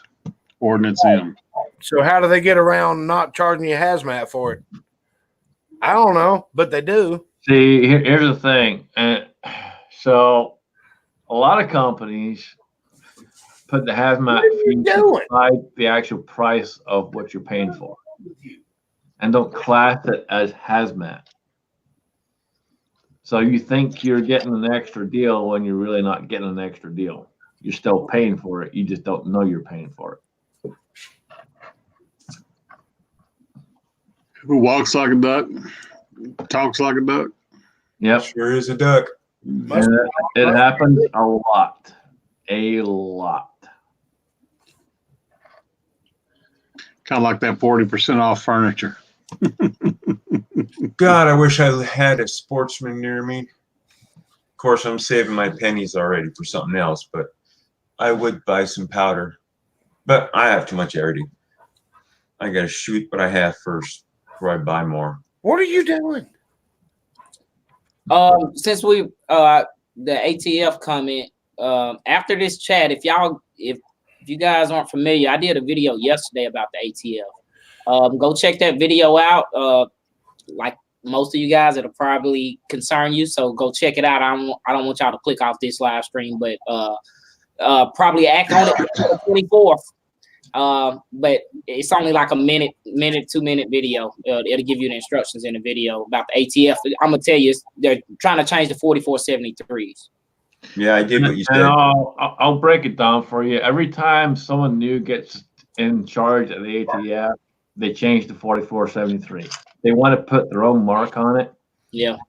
This particular person is going to a new level where basically all your information is on the same page as the firearm. Correct. And so whenever they decide they want to try and make it a registration process, it makes it easier. It would be as simple as taking your camera phone and going click. They've been working on this stuff for years. I could break it all down, but it's just every single one is coming in charge of the ATF over the years has always made a simple. Oh, I missed booby time. I could have got Marvin's You got some booby. man boob in there? Baby. And making those simple little changes here and there moves them forward to where they're at now. And this guy, he's not holding back any punches. This guy's just going straight for the whole, straight to the guts, if you will. He's just going right for it. He ain't wasting any time. He's just going for it. Mig, did the first link not work or the second link? It's two links. So the first link on my video, when you see it, it's the article I found it up on. Mhm. The second link is the link to the GOA, that's Gun Owners of America. They have the petition that you can sign. Yeah, that's You can where I sign went. electronically. And you know, guys, know I don't make videos like that, but when I seen it yesterday, it concerned me, and I assumed that it was good information. I had not seen any video out there, so it wasn't like I was trying to get views or nothing like that. Yeah, we That's why I wanted talked to do it about now. it a little bit last week on the chat, but only a little bit. But it started from you have from February 16th to February 24th to get them. I guess the ATF has a certain time that they have to respond to the citizens, basically. So yeah, and here's the sad part about that is so it's distributed to dealers first, Mhm. and the dealers get it about a month in advance. I knew about this a while back, and I actually saw it, and I looked at it, and I read it, and I'm like, that's stupid, Right. to say the least. I could go into way more words of what I really think, but I'm not going to do that here. Whoever is in charge of this at this point in time is a straight up moron. He's smart, but he's a moron. And he's smart because the way he's trying to work the system. And like Chico said, you got till the 24th to try and help oppose it. And there's a lot of changes to the forum. So if you can do so, please do so. Go to GOA. The GOA has that link as well, and oppose what they're trying to do. But on a lighter topic, I love reloading. So do I. I roll my own. Yeah, I roll my own. You know what? And if I can say what's the one, let me tell you guys this. You know, our community, we communicate with each other, support each other. So there is another live stream, the Reloading Podcast. Most of you guys are probably familiar. Sharenda's in the side chat. She's on that podcast on the panel. And for all you casters out there, you like powder coat or do you like A-locks? And if you are on Facebook or Instagram, if you're posting photos of like your bullets, whether you like powder coat or A-locks, there's hashtags. I know some of y'all like, what is up with these hashtags? The hashtags reach a lot of people. So if you're powder coat, it's like powder coating, hashtag powder coating army. And if you're A-loxer, it's like hashtag A-lox nation. You know, I've never A-lox. I'm gonna have to try it one time. I know Jamie has, right? Don't do it. And they're like, don't do it. Stay with the powder coat, the purple rain. Stay with the purple rain. I tell you what I have done. I pan lubed for the Taco Apocalypse video. That's the only time I've ever even pan lubed, and it worked out pretty good. A-locks, you will not be able to shoot in the indoor range. Smoky. And Smoky. see Bullet Empire from the man himself. A-lock sucks. And you know, there's a lot of it's to each his own, right? So some of the I don't want to say older because Jamie likes powder coating, but some of the guys who's been doing it for so long will not switch to powder coat. And we're not trying to make them switch. We just like, hey, it worked. I heard that A-locks is real messy. I'm not trying to be messy. You know, I deal with a lot of stuff anyway. Isn't it designed for those Lee bullets with the multiple grooves? Yeah. And not traditional lube bullets. Right. Well, it's very limited. What powder you pick too, you know. No, because I shoot the same bullets powder coated or tumble lubed. I've done it one time, and oh my God, Cranky crazy. it was ignorant to breathe the oxygen that was around me after firing 3 or 4 magazines of 9mm tumble lubed liquid ALOX. It was not fun. I tried it in 45, 9mm, 40 cal. I've tried it in a bunch. Lee made a special bullet mold for that, but it works a lot better. You can get a lot higher pressures and feet per second without leading your barrel with powder coat. I'm not a fan of tumble lube. I still have like 5 bottles of tumble lube in the basement because they came with the sizing dyes and stuff like that. So if I have to, I can go to that method, but I really prefer not to because I've tried it and I don't like it. Look at Jerry 1911. No, I like the that one, Emperor's Jim. got 4 tubes. Whoever wants them. So Kyle, I got asked to stop shooting at an indoor gun range because I used ALOX and bullseye powder. Bullseye smoky as it is. I smoked that whole range out doing a mag dump. You can straight up put out a fog. Oh, yeah. By yourself, 1 mag. They came in very politely. Could you please stop shooting those rounds? I'm like, yes. But Bud likes the ALOX. He's an ALOXer. He's old school. Yeah, Taco did a video today, pros and cons from traditional lubing and powder coat. And I was surprised when he said that the accurate shooters want to do traditional lubing. They're getting better accuracy than powder coating. I didn't realize that. I was watching that video at 5 o'clock this morning. Great video. It was.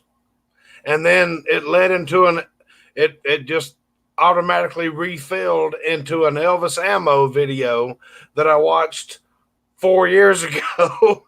I was in the shower and I was like, hey, this is Elvis Ammo. Today we're going to talk about what? Yeah, but when he showed the inside of his dies and you can see all that goop stuck inside there, yeah, that would drive me nuts. Yeah, to have that in my dies all the time. Why should I have to stop my progress every 25 rounds to run an alcohol Q-tip up into the damn bullet seat and die? That's another thing. I don't like it. It's gunky. It's just. Well, Paul Harrell's video he just did on the 10mm with the HTC coated bullets, and he pulls them out and he said, and the HTC bullets lost their coating. I was like, really? Yeah, I guess these are factory HTC bullets. JCM 45 got told out, I guess, to an indoor gun range. Very smoky. Please stop smoking your gun range out. Yep. And most indoor gun ranges have the worst ventilation system in them, at least by me. Well, what kills me is the ventilation system is down there by the bullet trap. It's not up here by the gun. It's making the smoke. My indoor range, the intake is right behind you, and it comes across your neck. And this time of year, you better wear your coat because your ears will get cold. Oh, our places are they're cheap asses. They don't want to run air conditioning. So it's hot in there. I hate indoor ranges. I'm sorry. Yeah, I've got another indoor range where he doesn't have AC, and it's that way. The circulation's down by the traps, and he's got cone traps in there. But my other one's absolutely wonderful. But the outdoor air that comes in this time of year is cold. Yeah, me and Jamie run into the same thing because in the summertime, it's not comfortable to go to the firing line. It's just hot. Wow, they allow black powder. Wow. They must have one hell of a ventilation system. Mine lets you shoot indoor or black powder. Wow. I don't think John will do that, will he, Jamie? I don't know. Never asked. If I was you guys, how much money you're spending there, I'd say time for him to put better lighting in the place. The way you guys say it's always dark by the targets. It's not dark where most people shoot. It's just dark where we shoot. Right. It's dark. Oh, yeah. See, it's only 25 yards. And most people go in there and they've got their targets, 4 steps past the bays, 5 A lot of them doing pistol shooting, right? Yeah, they're 10, 15 yards. Then you got people they're trying to sight in at 22 or something at 20 yards. Come on, they should have lighting all the way down. Well, they do. It's just where you put your target. And where I generally put my target, if I'm shooting my pistols, my CZ or my 586, I'm shooting at that 12.5 to 15 yard range, and it's kind of dark right there. If I go to test some of my reloads in one of my rifles, I shoot at 25 yards, and it's pretty dark down there. That's what I'm saying. At the 25 yards, it wouldn't be hard for him to put a couple can lights in for you guys. He needs one more row of lights. I'll give him that. But and you had to bring up CZ because the Scotsman here, didn't you, Jamie? Didn't you? You didn't bring up the Glock. My CZ. I know you do. I just had to throw you under the bush. I have to give John the utmost credit. Whenever me and Jamie have been there, he's always been the most hospitable, most friendliest person you could ever talk to. Oh yeah, take as much time as you want. We close at 6. I know it's 6:15. Y'all just get done shooting, and then we go in there and cut up with him for 15 minutes. You know, he's got a family, and we're keeping him from being at his family. But he's the most hospitable person. I could give less of a shit about that one damn light, you know. Oh, I'm sure I'd love to have a CZ too. One day I will, but I still love my Glocks. Oh, I love every gun I got. If I didn't love the gun I have, I wouldn't have it. Oh yes, Taco. It is nice. I shot the Scotsman's, and it's that 97. Oh man. I wasn't too sure that the Scotsman's was going to leave Ringgold in his possession. Just saying. That CZ97 is. Is that the Shadow 2? No, it's just like your CZ75, but it's 45 ACP. I don't know anything about CZs, guys. You're talking to CZ Virgin here. All I know is the CZ that the Scotsman brought that me and Jamie and Chico shot up there in Ringgold, or I guess you call it Ringgold. That was a Shadow 2. That was Shadow 2. Yeah, the Shadow 2. I wasn't too sure that some bitch was going to leave with him. Because at the time, I actually had the money to buy it from him. But I tell you what, I would love for someone to make a better sights, and I'm sorry I'm going to say this, for Star BM. My Star BM shoots so good. If I can get better sights on it, I'd carry it every day if I could. You have to get a machine there, Willie. I know. I might have something for you. We'll talk. Okay. Yeah, if you can get someone to machine a set of sights and have them TIG welded up on a factory base, that would be awesome. There's a few places that have replacements, so I'll let you know. Oh yeah, let me know there. Timeout. Blue Healer, CZ is what Glock strives to be, brother. Let's get this. You're probably right. So it's this simple. It's this simple. There's nothing more to it. It's that simple. I hear you. I can tell you there's more Glocks in our soldiers' hands than there are CZ on the teams. You know why? Because they're all commie. A lot of people don't know about the CZs have a low bore axis, right? They do. From the what I low heard. bore axis. And if you put one in your hand, you didn't even shoot it. When you put it in your hand, it's gonna be like, I need to try this out. That's the same thing with my PO7. I touched a few before I bought one, and then I even rented one at a gun range. And I was like, I'm getting this. When you shoot a CZ, there's a few things that happen. Number one, like Chico said, you got the low bore axis. That's the first thing you notice. The second thing you notice is the sight picture and how that sight picture sits with you. And then the third thing you notice is when you pull that trigger, you go, Oh my God. And the fourth thing you notice is, damn, I wish this sumbitch was a 1911. That's all I carried. And I had a choice of carrying anything in the world. Yep. And I carried a 1911, Colt 1911.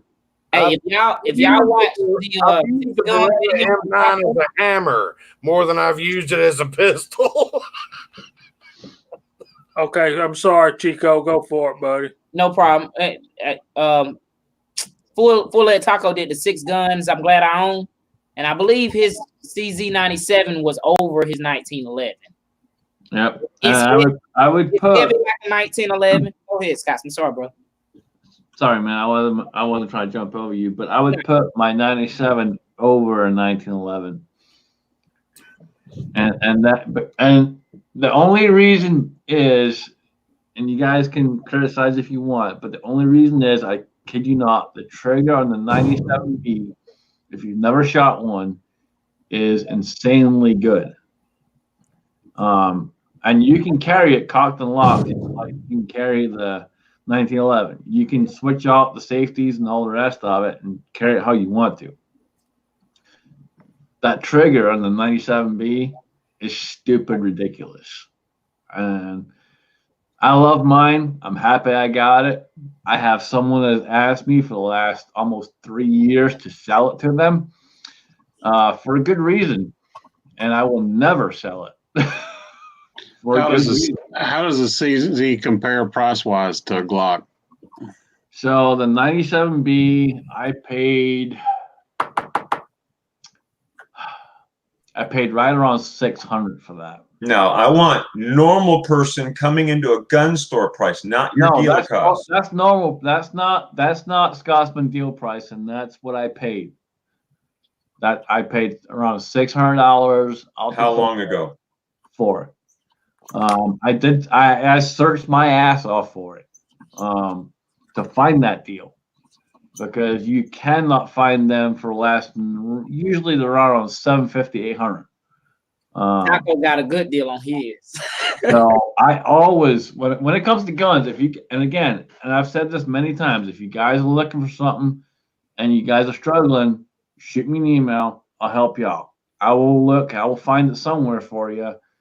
And I guarantee you I can find it cheaper. I have my ways. I've done it for a long, long time, and there's many places I know to go look and stuff like that. I was lucky enough to score this one for around $600 off the door. Well, my favorite is this particular one, this 1911 right here. I love that one. Never mind, that was kind of a FU to YouTube. Yeah, Full Lead Taco got one heck of a deal right there. Yeah, he did. Wow. No mags. Wow, 350. For those that don't know, the 97B is a 45, and they just came out, and I'm waiting for it, because trust me, I'm buying it when it actually shows up. CZ Custom Shop 10 millimeter 97B. And that will be in my collection. I will be buying one of those, and I don't care how much it costs. Eagle just said that it won't be long until that's what our military is carrying. Yep. I can guarantee you it won't be, because the politicians are good. The way a CZ operates versus any other firearm is stupid ridiculous. Well, it's stupid ridiculous because because what Chico said earlier, the low bore axis, the way they have that gun set up, it is so accurate. It doesn't matter how, I'm trying to keep my words nice here, but how crappy a shooter you are with a CZ, you're going to hit your target. I can tell you what Kenny said there. I'm sorry, Scotsman, but for teams, yes, I'm sure they'll get the 10 millimeter CZs if they want it. But for an average soldier, they have way too much money in the SIG and the M9s and all that stuff, and the still 1911s and the bins still they have. I doubt they're going to bring on a CZ 10 mil for every soldier. No way. I disagree there. I doubt it. Our government's cheap. Yeah. Now, Yeah. but for the We went to SEALs 9mm and because of Rangers NATO. and Yeah. Green Berets They and do stuff like that. Willie, it's going to be, if they do that, it's going to be special forces and all that. Exactly. Exactly. They'll turn it down. Yeah. Now, it's not that no one soldier can go buy on his own, but an average soldier's not going to be able to bring his own gun out there unless you're in a team. Yep. Yeah, there's for those of you guys that don't know, there's a lot of restrictions when it comes to military and what they can carry versus their personal weapons versus what they're issued. Mm-hmm. Obviously, Willie, Kyle, and many others can tell you about that. I know about that because of the business I was in. But yeah, you're very limited. I took what I was issued, threw it back at them, and said, "Throw me the form." And you know what? A lot of guys do is like with whenever they move, whenever they get their permanent station duty orders, and they move to another state, first thing they do is go buy a handgun. Yeah. Oh, I would if I was stationed here in California and I got stationed back to Georgia. Oh, hell yes. You guys get all the deals. Yep. And I tell you, it happens more often than not. You will see so many people coming in with their duty orders to buy a handgun. And yes, it is legal, 100%. I could explain the process to you, but it'd be long and boring and stupid. And yeah. I had to explain it to my gunsmith because my gunsmith doesn't know. And they don't know a lot of things about a lot of transfers, which is kind of unnerving. Yeah. I was talking to him the other day when I filled out the paperwork for the F cancer lower, and there's a lot of things they don't know. Yeah. The lady was asking me, well, what kind of experience you got? And I'm like, I could break it down for you, but yeah, we're not going to go there. Cranky, lever guns aren't as plentiful in Georgia as you might think. I would like to get me a Marlin lever action in 357, but it ain't working out. I'll get one eventually, but I'm gonna be patient. They make them all day, every day. What you're looking for is a very specific Marlin. I'll get the one I want when the time comes. Well, You want Jamie, the 24-inch octagon? again, you tell me what you're looking at, man. I'll find it for you. Well, He's we'll talk for about that when we get off the air. 1980 model. Right now, we got to be wrapping this thing up. We got the buzzer from our buddy Chico, so we'll start winding this thing down. Ozark, glad to have you today, man. Thanks for coming on. Well, you're welcome. It's glad to be here. I appreciate the invitation. Well, we're always welcome. You're always welcome here, and we're always glad you're here. Scotsman, you want to put your link up one more time as we're getting ready to go? Y'all, if y'all can help out with Mrs. Holster's fund, please do so. And Scotsman's got a link for you in the comments if I can hit it. You got till tomorrow night, midnight, get your entries in. And the only reason it's till tomorrow night at midnight is because I got to go through and sort them and all the rest of it and make that spreadsheet and the whole 9 yards. Guys, thank you. Seriously, I can't thank you enough for everything you guys have done. Mr. Holster's last wish was literally making sure Mrs. Holster was taken care of. And that's why we started this GoFundMe with the Mr. Holster for Mrs. Holster. And you guys have rocked it out. You really have. I really can't say thank you enough. he was gonna send me a Beretta and a shotgun and all the rest of it, and obviously for understandable reasons that didn't happen. But we have the F cancer build, and I will tell you that lower is badass. I went and did the paperwork for it yesterday. Hopefully, I'll have it here in the next day or two, and I will get the firearm assembled, along with some other parts I'm waiting on. A couple people reached out, so I got some other stuff coming. Probably won't be done by the time we do the giveaway. The giveaway itself will probably be before the actual firearm's completed. But I will do a video of the complete firearm and then send it to the person who wins. But really appreciate everyone helping out, jumping in. Mrs. Holster, Katie, appreciate you all. And again, Mr. Holster will never be forgotten. He's a heck of a man, a dear friend, a brother. I got his hat right up there, and it's something else. Something else for sure. So, again, thank you guys so much. That's all I got. Willie, thanks for coming on, brother. Thank you so much, guys, for allowing me to be here. Yeah, I was really saddened when I heard he passed, but then I was kind of glad that he did go to our Lord and Savior, that he's no longer in pain. I feel sorry. I wish he would have got everything handled for his missus. And if you can help out, that's great. Don't do it just to win something. Do it because you care. It's my eyes. But that's it. Just gonna be doing honey-do lists for the rest of the week. Well, thanks again for joining us. Kyle, what you got coming up, bud? All I got is just being grateful for everybody coming together for Mrs. Holster and all that. I wore this shirt in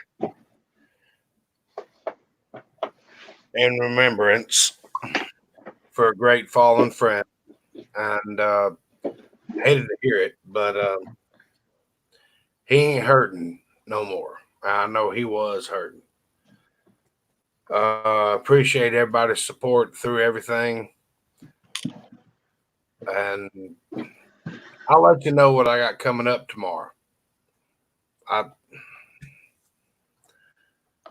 I'm too overtaken by this. I got nothing. Well, I appreciate you being here, man. We did talk to Nathan. He was on with Uncle Jim's chat last night. Uncle Jim, are you doing anything tomorrow? I'm assuming you are. Chico, what you got coming up, brother? I got a video I got to do. I've been working on something with one of the Winchesters. You guys know that I showed a long time ago. But that's like it's a long work. But interesting enough, right before the stream, I just want to tell everyone, if you have a Gunstreamer account, I got an email today that says my auto import has been disabled. And obviously that comes from Gunstreamer. Obviously that came from probably someone that probably didn't like that I auto imported. So I went through the directions they told me to do so my auto import would be re-enabled. I was just YouTube did it to everybody. Okay, right. Yeah. So like I said, because that's basically what the email says. It says your approved auto import application has temporarily been disabled from YouTube. And basically, so if you guys have a Gunstreamer account, probably check your email and make sure you go over there, and if you want your stuff re-enabled, handle that. One thing I would say, you guys know I did the 6 gun video, and I tagged Uncle Jim and Mike Treen, and Mike Treen did an excellent video. If y'all can go over there and check his video out, I'd appreciate that. and give them a comment too. That's all I got, brother. Thanks everyone for joining us for the on our official Georgia Shooting Connection YouTube page. We still losing people. I mean, people still trying to find us, but hopefully it'll get easier and easier every week. Yeah, I appreciate y'all's faithfulness and loyalty to find us over here on the new channel. I think it's going to work out good in the long run. But I've got to do a 30-30 video and a 358 Eagle video, and I've got some more stuff loaded up to test, and we're trying to get ready for Dead Zero. So again, we want to invite each and every one of y'all to come out to Dead Zero and shoot with us, meet up with us, and maybe break some bread and have a good time. And that's going to be April the 18th and the 19th, right, guys?